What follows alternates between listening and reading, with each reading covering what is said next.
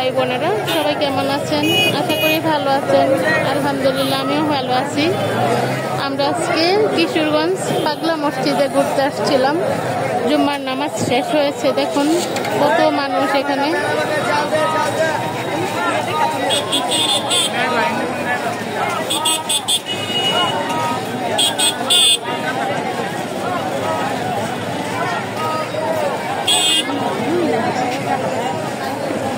এটা হলো পাগলা মসজিদে ঢোকার মেন গেট।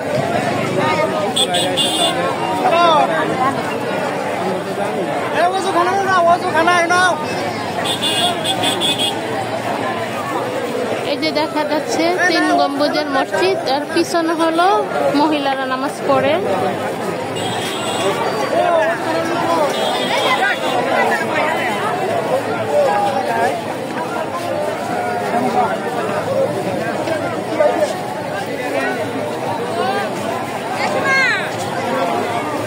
কত মানুষ, এত মানুষ!